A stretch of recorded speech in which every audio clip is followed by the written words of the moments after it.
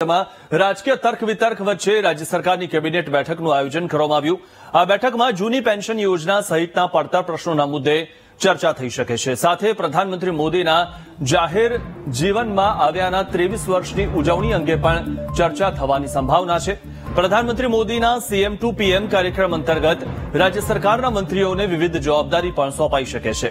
સાથે રાજ્યમાં તહેવારને લઈને કાર્યક્રમ અને વિકાસલક્ષી કાર્યક્રમો અંગે પણ ચર્ચા થવાની સંભાવના છે।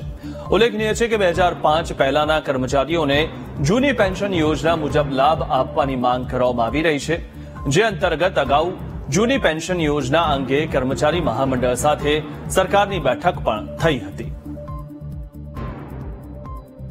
તો ઉલ્લેખનીય છે કે કેબિનેટની બેઠક આજે મળવા જઈ રહી છે અને ખાસ કરીને બુધવારે કેબિનેટની બેઠક યોજાતી હોય છે, પરંતુ આજે રવિવારે કેબિનેટની બેઠક યોજાઈ રહી છે। રાજ્ય સરકારની કેબિનેટની બેઠક છે આજે અને તેમાં જૂની પેન્શન યોજના અંગે ચર્ચા વિચારણા કરવામાં આવશે। 2005 પહેલાના કર્મચારીઓને જૂની પેન્શન યોજના મુજબ લાભ આપવાની માંગ થઈ રહી છે। પ્રધાનમંત્રી નરેન્દ્ર મોદીના જાહેર જીવનમાં આવ્યાના 23 વર્ષની ઉજવણી અંગે પણ ચર્ચા થશે।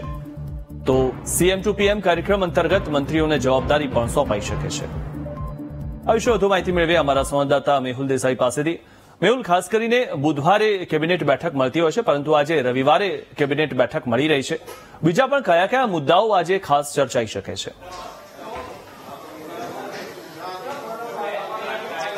બિલકુલ મિથુન, વાત કરવામાં આવે તો કેબિનેટની બેઠકની શરૂઆત થઈ ચૂકી છે। મુખ્યમંત્રીની અધ્યક્ષતામાં આ કેબિનેટની બેઠકની અંદર મહત્વના મુદ્દાઓની જો વાત કરવામાં આવે તો સૌથી મહત્વનો મુદ્દો અહીંયા સરકારી કર્મચારીઓના પડતર પ્રશ્નોનો છે, તેના ઉપર ચર્ચા થવા જઈ રહી છે અને નિર્ણય થવા જઈ રહ્યો છે।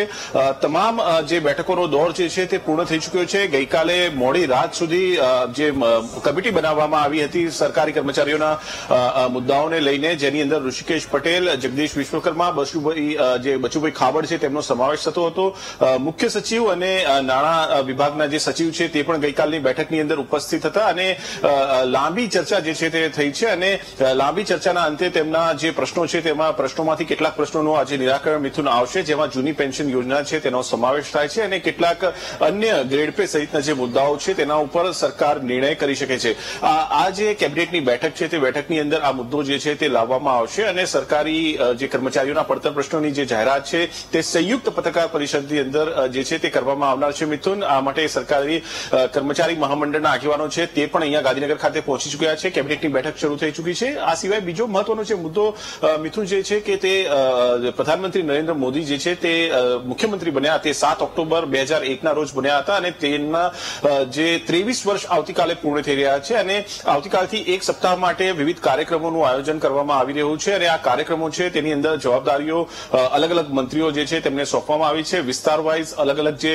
વિકાસના કામો છે તેમાં વિસ્તાર વાઇઝ જે મંત્રીઓ જે છે ત્યાં જશે અને તેમાં સહભાગી થશે અને આ જે કાર્યક્રમો છે તેની પણ જાહેરાત જે છે આજની પત્રકાર પરિષદની અંદર કરવામાં આવશે। બાકીના જે અલગ અલગ મુદ્દાઓ, જે હાલ જે યોજનાઓ જે ચાલી રહી છે અને જે ખરીદી ભવિષ્યની અંદર મગફળીની થવાની છે, તમામ અલગ અલગ મુદ્દાઓ છે તેના ઉપર પણ ચર્ચા થશે। પરંતુ આ બે મહત્વની બાબતો જે છે કે જેના ઉપર જાહેરાત જે છે તે રાજ્ય સરકાર કરશે અને આ જે જાહેરાત માટેની તમામ તૈયારીઓ પૂર્ણ થઈ ચૂકી છે। આજે પણ કેબિનેટ બેઠકની પહેલા જ ઋષિકેશ પટેલ જે છે તે તેમના કાર્યાલય ખાતે પહોંચી ગયા હતા અને તમામ જે તૈયારીઓ છે તેને આખરી ઓપ આપ્યો હતો।